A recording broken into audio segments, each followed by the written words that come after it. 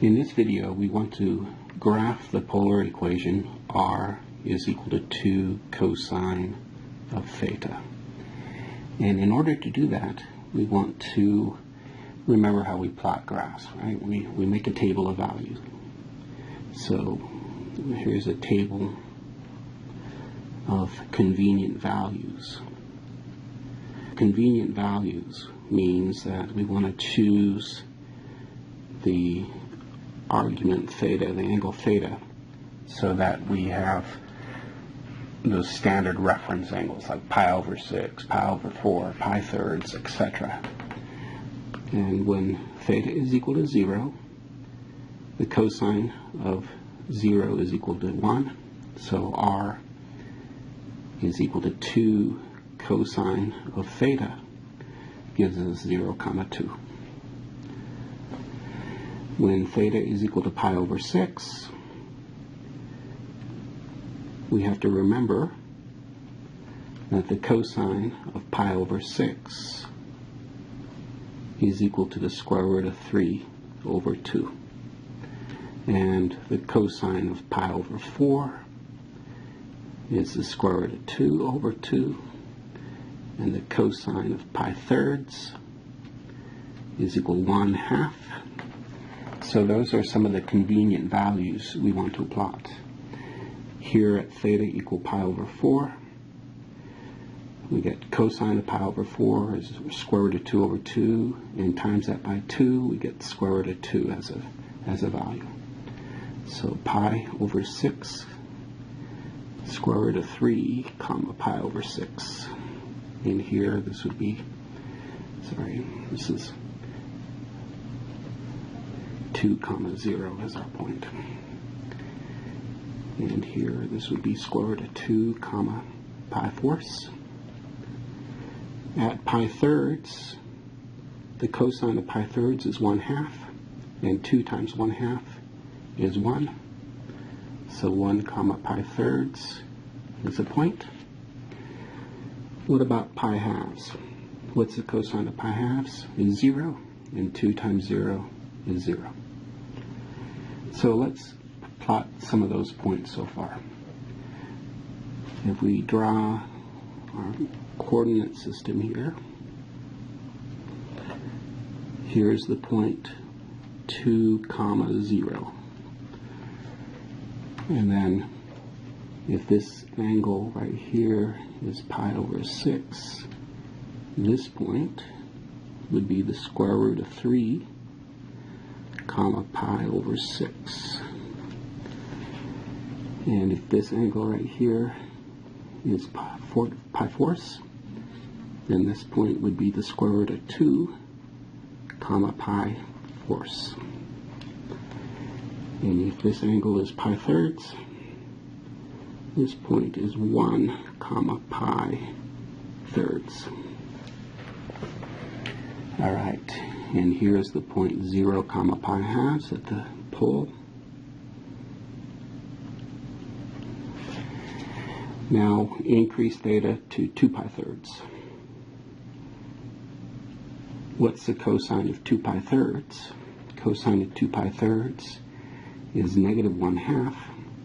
So we get 2 times negative 1/2 is negative 1. What about 3 pi fourths? Cosine of 3 pi fourths is negative root 2 over 2. And 2 times negative square root of 2 over 2 is negative square root of 2. 5 pi over 6. Cosine of 5 pi over 6 is negative square root of 3 over 2. And when you multiply that by 2, you get negative square root of 3. What's the cosine of pi? Is negative 1. And negative 2 times negative 1 is negative 2. So let's take a look at these points here. This point, negative 1, 2 pi thirds.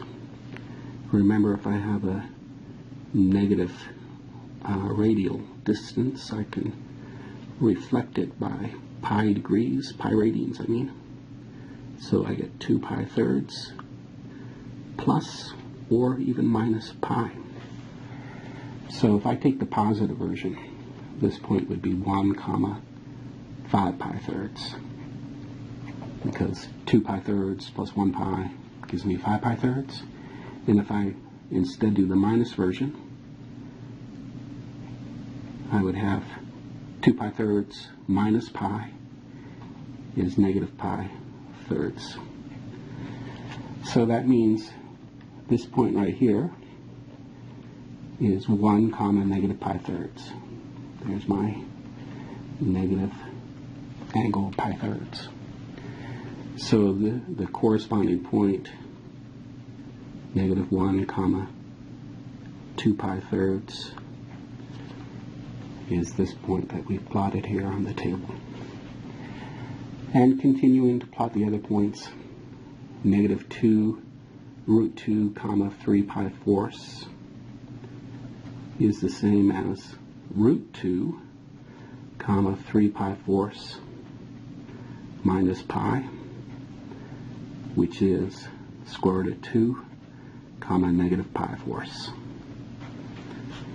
And here's that point at negative root 2 comma 3 pi fourths. And this point, negative root 3 comma 5 pi over 6, is the same as root 3 comma 5 pi over 6 minus pi, which gives us root 3 comma negative pi over 6. And there's that point, root 3, negative root 3 comma 5 pi over 6. So now we want to connect these values, and if we look at this last point here, negative 2 comma pi, and we're back at 2 comma 0. So if we connect these points with a curve, it appears that the motion is tracing out a circle. And there's that graph of the polar equation. R is equal to 2 times the cosine of theta. Now let's convert this into rectangular coordinates while we're here.